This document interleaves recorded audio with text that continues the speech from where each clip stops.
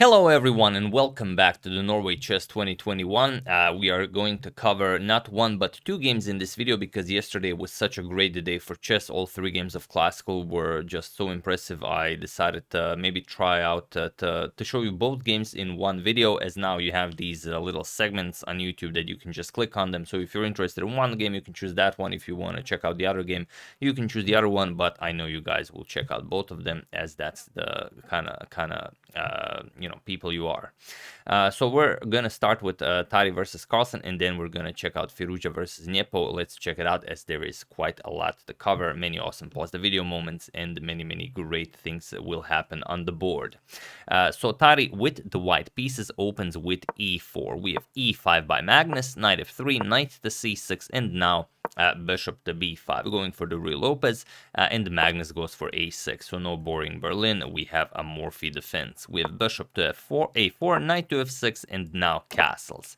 And now bishop to e7. So the closed Ruy Lopez. We have rook to e1, and now b5. So already I know you guys are wondering, will this be a martial attack or not? Well, bishop to b3, Magnus castles, and now Tari boldly plays c3, and he played it instantly, pretty much as soon as Magnus castled, saying that I'm up for a marshal. Are you up for a marshal? And Magnus was like, well, just because Tari played it so quickly, and you did discuss it quite a lot on the stream. She said that if you know what you're doing, you have nothing to worry about, but there's so much to know and so much to learn about the martial attack that, well, no one is safe there, and Magnus maybe doesn't want to gamble all that much with black, but he still finds a way to get some activity. He plays knight to a5, puts pressure on Tari's bishop back to c2, and now d5, asking, are you maybe interested in going to some sort of a weird martial situation? For example, if e captures on d5, now we don't play the usual martial stuff, but we play e4, and this is why black would really get some advantage, because you move the knight and then black just recaptures the pawn. Or if you accept this pawn, then you have to give up the light square bishop, and this is something you don't want to do. For example, knight captures, rook captures, bishop b7, and yes, you are up material, but black has the bishop pair, and well, this light square bishop black has is just a monster. So Tari not interested in this. He opens up with d4, and now d captures on e4. We have knight captures on e5, and now there is a game that Magnus already played in this position. He had it against MVL in the Opera Euro Rapid this year, and the game ended in a draw. Magnus continued with bishop to b7, but here we have c5 by Magnus, and it is now, as of move 11, that we have a completely new game. So let's see, how do you continue? Capturing on e4 is still not recommended. It's pretty much the same thing, only now black immediately gets this beautiful diagonal for his bishop, and maybe not something you wanna do, even though it seems like an active position for white. It's really not. The bishop pair will be just too strong. So instead, after c5, we have bishop to e3. Tari continues developing, and now bishop to b7. We have knight to d2, and now Magnus plays rook to c8, so bringing the rook to the c file that might soon open up. We have h3, asking, what do you play here, Magnus? Sort of a waiting move here, but also taking away the g4 square from black's pieces. And Magnus spent some half an hour here, considering a lot of very cool stuff. Does he want to play b4? Does he want to play queen c7? Does he want to play whatever? But in the end, he decided for rook to e8. And in an interview after the game, he said that I thought of rook to e8 like it's the first move that popped into my mind the first minute I was considering the position, but I only played it after, spending half an hour here, which is how you play good classical chess. So here we have knight to g4, trying to get the black knight to capture so you can activate your queen with queen captures on g4, but now knight to d5 by Magnus. And here it's basically a whole mess here, and it's a question, do you want to capture on e4? Is this pawn capturable or not? Well, Tari decides that it most certainly is. He plays bishop captures on e4, knight captures on e3, we have knight captures on e3, and now c captures on d4, attacking the knight here, asking, do you want to capture on b7? But then I capture on e3. So first we have c captures on d4, bishop captures on e4, knight captures, and now bishop to b4, attacking the rook. So after this capture fest has finished, we now have this position where Tari is up a pawn, and it's a very dangerous pass pawn. It's a pass d pawn, pawn, but Magnus did gain some activity. Both of his rooks are already nicely placed on open files. The bishop is here very nicely into the game with tempo. The knight is coming to c4, so, you know, good things might happen. But still, this pawn, I mean, you've seen what happened in the rapport game when the d pawn started marching forward. Okay, it shifted to a c pawn, but still. So knight back to c3, blocking this, and now comes Carlsen's idea. Rook captures on c3. That's the stuff. B captures on c3. We win back our pawn with an attack on both rooks, and now after rook to e2, we pick up the rook on a1. Queen captures on e1, and now knight to c4, making it impossible for white to trade knights because the rook would hang on e2. So queen back to e1, and now knight to d6. Nothing blockades a pass pawn like a knight. We have knight to d5, offering a rook trade, and Magnus obliges. We have rook captures, queen captures, and now king to f8. You don't want to have your king here, you know, behind all of these pawns. If the queen moves, could become very, very uncomfortable. For example, if queen here, you can pick up the queen, just the knight to e7 check picks up the queen. So king f8 gets rid of all of these annoying threats, and now knight back to e3. So now keeping an eye on the f5 square, but also if the black knight moves, you can also just shift your own knight to f5. And now the material is completely equal. Both players, the queen and the knight, but white has a passed d pawn, but Magnus has a 2-to-1 advantage on the queen side, and if he can start pushing those pawns forward, he could create very easily a pawn of his own, a pass pawn. So g6 by Magnus, and now queen to f3. We have king to g7, now comes queen to d5. So slowly but surely grabbing more space here. Queen to f6, and now what do you play here? Well, Tari could play something like queen to e5. Magnus would trade queens, and then we get this position. The knight just moves, and well, it's a position that you do not want to have against Magnus, because like we said, this 2 pawns could easily create a pass pawn, and even though this is a draw, Magnus has no problem, you know, squeezing that draw all the way to a win. Tari, of course, knows this, and he's not interested in this queen to e5 move, but also it will diminish his own chances of maybe winning the game. So a3. And now comes queen to e6. Magnus again offers a queen trade, but here it would be even worse to trade, because now this pawn is nicely guarding this pawn from advancing forward, and again, this will be a problem as soon as that pass pawn is created. So after queen to e6, we have queen to c5, and now knight to e4, harassing the queen here, and also attacking the f2 pawn. So maybe if queen to f6, maybe, you know, a double attack on the f2 and d4 pawns. So we have queen to c2 now, putting pressure on the knight, but also defending the f2 pawn, and now h5, preparing h4 to really try and stifle the white king. Queen to d3, just saying, all right, what do you play here? You can't start pushing the pawns. You're going to lose the b5 pawn. What do you play? Magnus goes back, knight to d6. And what can Tari do? Well, he has to wait and see what happens. We have queen to d2. Now comes queen to f6. Again, putting some pressure on this pawn here, maybe preparing knight here to further increase the pressure on f2. We have knight to d5 now, attacking Carlsen's queen, but now not moving the queen, but rather knight to c4. Again, saying I really want to trade here, queens here, but Tari declines. We have queen to c3, and now queen to d6, attacking the knight. Knight goes back, knight to b4, putting pressure on a6, but just a5. We have knight to c2, and now you can't play b4 because, of course, the knight would hang and the b4 square is sufficiently defended, but you can play a4. And now imagine if everything gets traded off the board. There are no knights, there are no queens, and b4 comes at some point, captures, and you already have a beautiful passed a pawn that's very close to queening. So that's the idea. So queen to d3. And here we have h4, just grabbing more space, not allowing white anything well good. We have d5, pushing that pawn. You want to push this pawn at some point, but you never really want to push it, because here it's safe. On d5, who knows how safe it will be. Queen to e5 by Magnus. As you can see, the queen is nicely covering the h2 square, but also now has access to many other squares, and it's a very hard position to hold for white. For example, queen to d1 is a very nice waiting move that really does nothing for white, but it's a nice waiting move. Tari did not want to play a nice waiting move. He played knight to e3. He says, all right, let's trade everything down, and then see what happens, but this move completely loses the game. So feel free to pause the video and try try to find the winning idea while I give you a couple of seconds.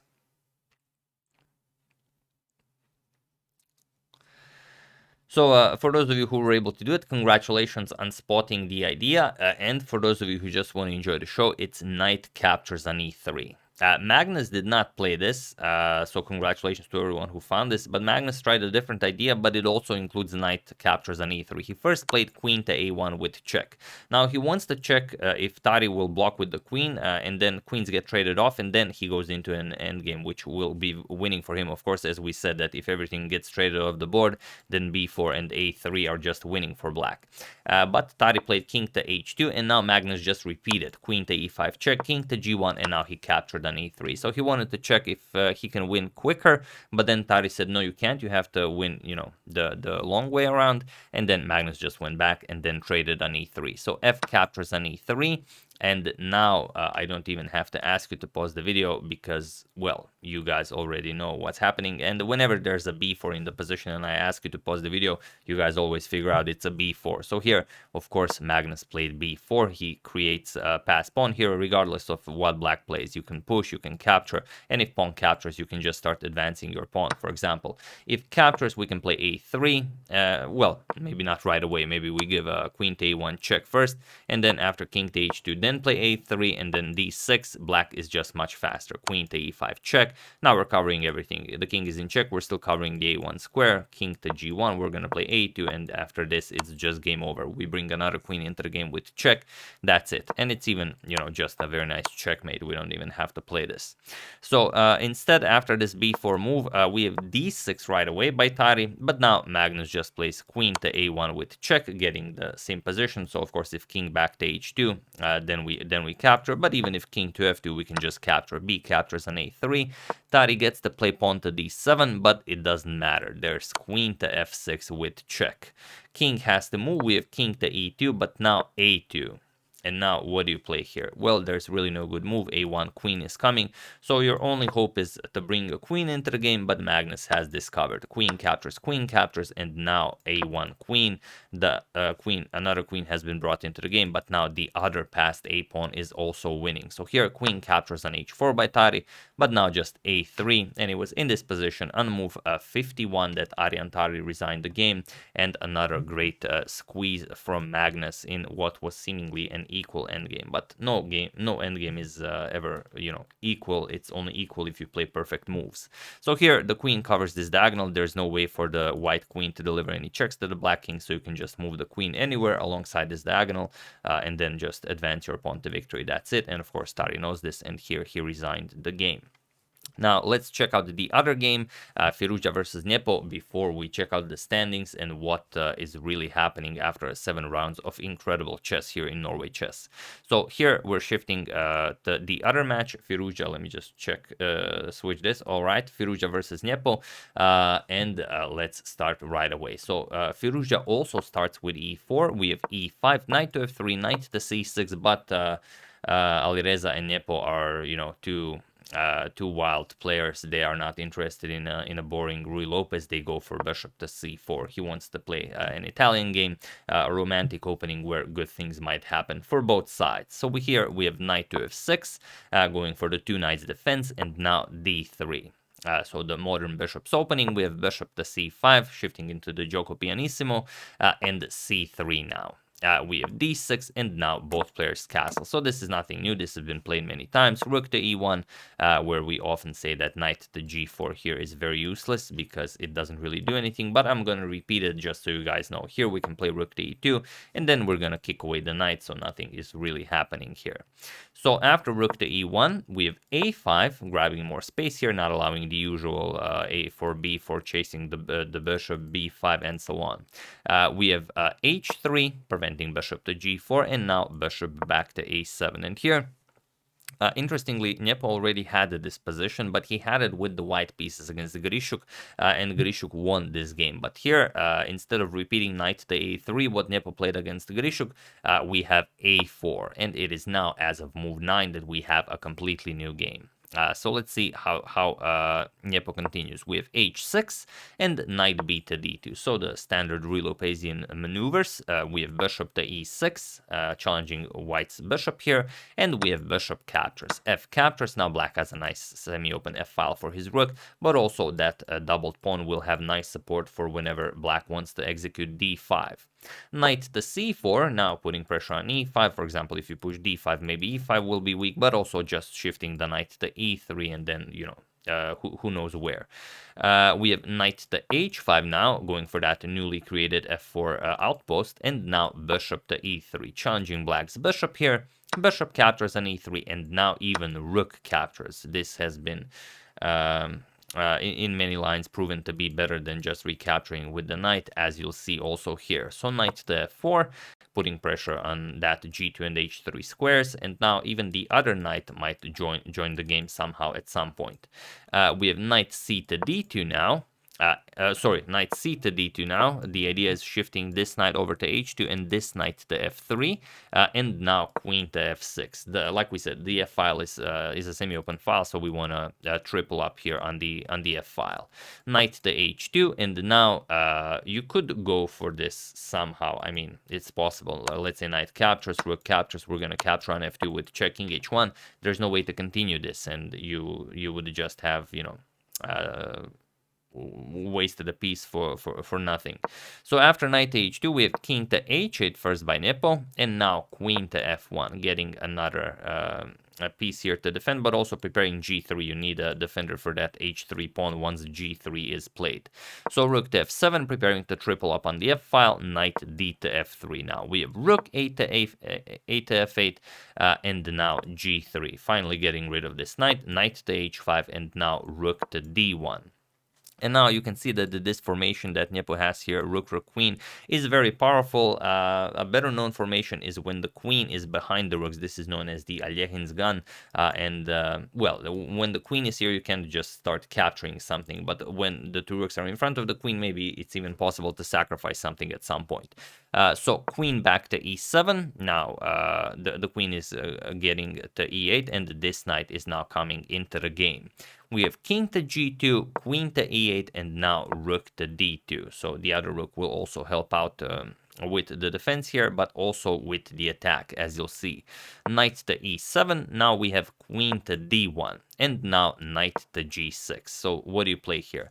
Well, it's a question. The white queen is x-raying this knight here, but the black queen is also x-raying this knight. So you have to be very careful here. If you try something like knight captures on e5, knight captures and queen captures, yes, it seems like you won a pawn, but not really. Just rook captures on f2 check.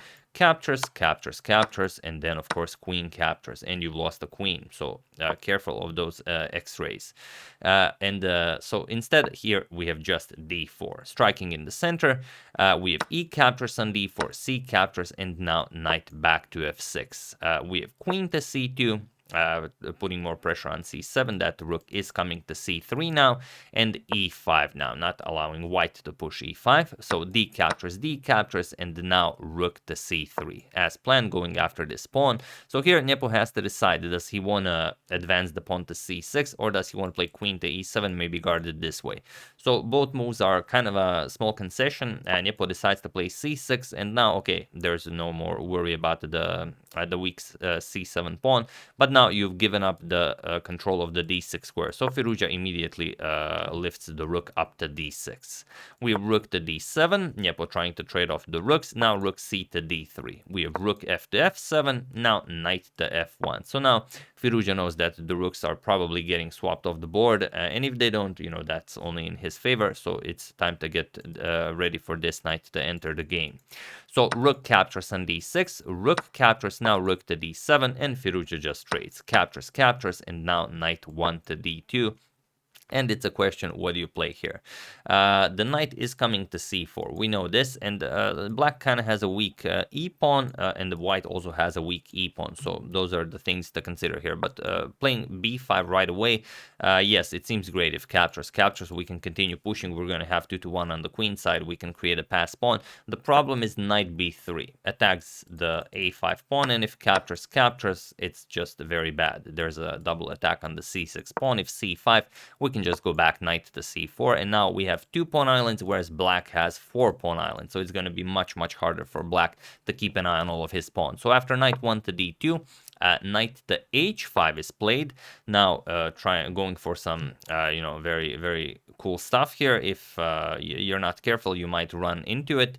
The idea is just sacrificing the knight on f4. For example, if white hurries up with knight to c4, we can just play knight f4 check, captures check, and then after the king moves, you have to go to g1. If you go to f1, then it's over. Queen captures on h3 comes with check, so you have to go to g1, and then we play queen captures on h3, threaten checkmate, and the only way to defend knight e1. And now we have this position where white is up a piece, but black has a very nice repetition here. Just check here, check here, check here, check here, check here, and that's a draw by perpetual checking.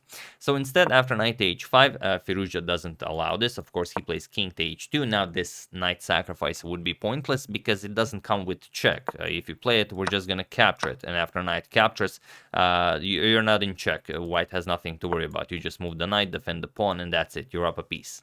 So instead, after king to h2, we have knight to f6, and now comes queen to c3. So piling up on that e5 pawn.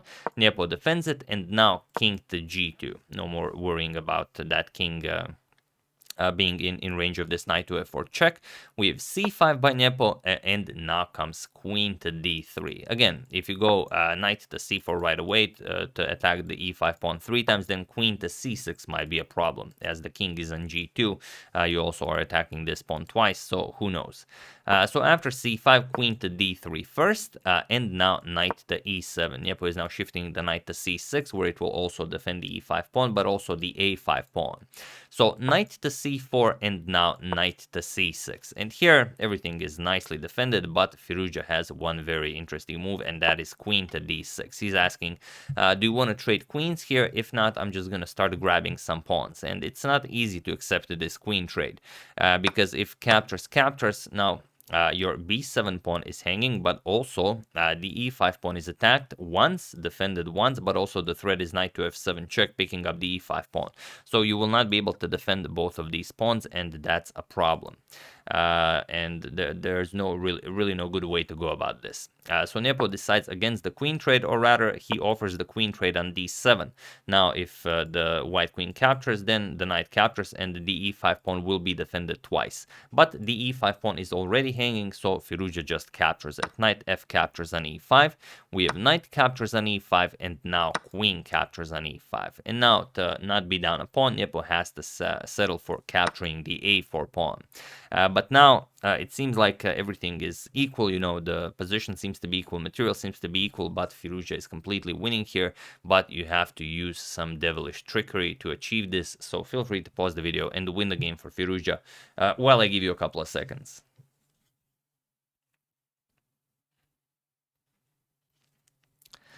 So for those of you who were able to do it, congratulations on spotting that the c5 pawn is hanging, whereas the e4 pawn is not. That's all there is to figure out, and if you found this, then you truly are a remarkable chess player.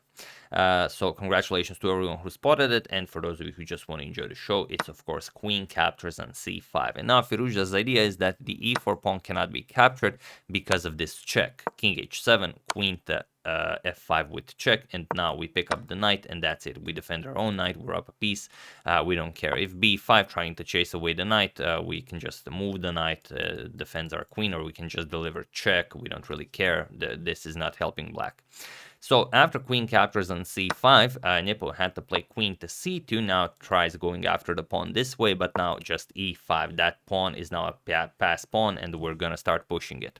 And knight to e4, although it looks really awesome, attacks the queen, puts more pressure, not there, but on f2. The problem is queen to f8 check, and we just, again, win the game very easily. King g8 knight here, and black will lose this knight. There's no defense. So after e5, we have knight to g8, a sad square for the knight, but it has to be done. And now queen to d5. Now the knight can move. We don't have to worry about our queen being on c5, and we're ready to start pushing our pawn. So queen to b3, pinning the knight again, maybe preparing b5, but just e6. That's not a problem. Nepo plays b5. He says, all right, now you move the knight. We trade queens. My knight nicely controls the e7 square, but the game is now again completely winning for Firrouzja. But you have to find one more move, and it's not an easy move to find. So feel free to pause the video and to win the game for white while I give you a couple of seconds.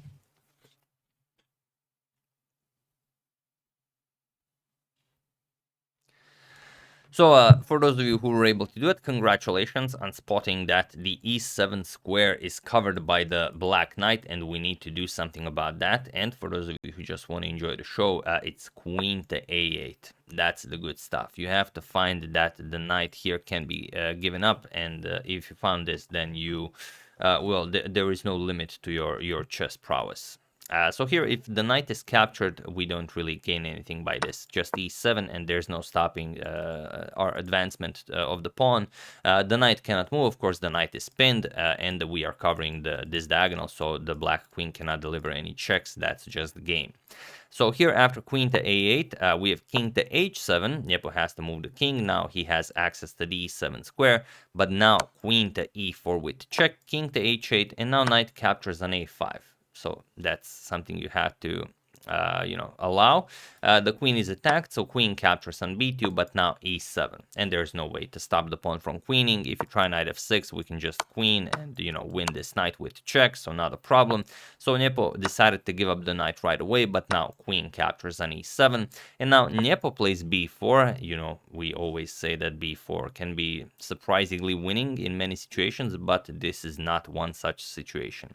So queen to e8 check, king h7, now queen to e4 with check, king h8, and now queen to d5, keeping an eye on that b3 square, not allowing this pawn to advance any further. Queen to a3, attacking the knight, now knight to b3, blocking the pawn. So queen to a4, and now knight to d4. So advancing with the knight towards the black king, but still keeping an eye on that b3 square, not allowing this pawn to, move an inch. So queen to e8, but now comes queen to b7 by Firrouzja, and it was in this position on move 57 that Jan Nepomniachtchi resigned the game, and Firrouzja gets his much-deserved victory in the classical time format. So here you resign because your queen will get overloaded. Your b4 pawn is attacked, and once you defend it, then just knight to f5. And now you can keep an eye on checkmate and also on the b4 pawn.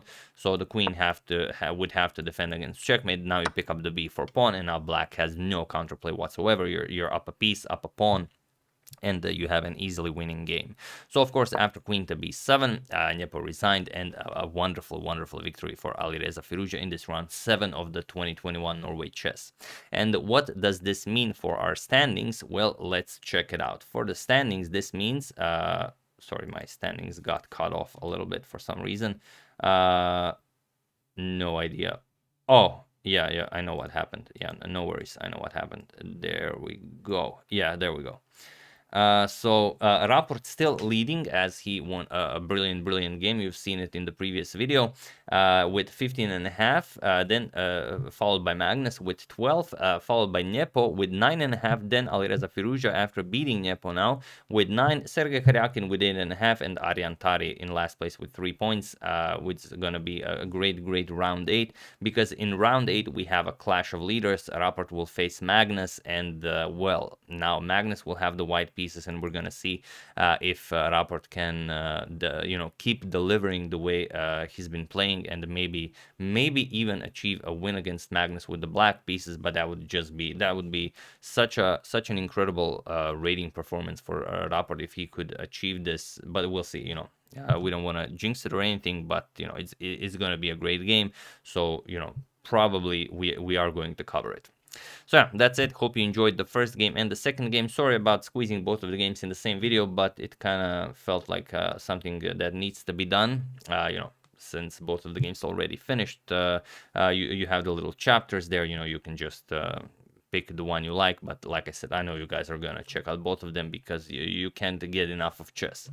Those were the games. Hope you guys enjoyed them. I would like to thank Steven Shinley, ustock8.com, customchess.com, Tom Deralo, and Isaac Hitzgraf for contribution to my channel. Thank you a lot. I really appreciate it. As usual, you can check 2 of my previous videos here. Thank you all for watching, and I will see you soon, continuing the coverage of this amazing event, checking up on your wonderful suggestions, and whatever else happens in the chess world. Thank you all. I will see you soon, and have an excellent rest of your day.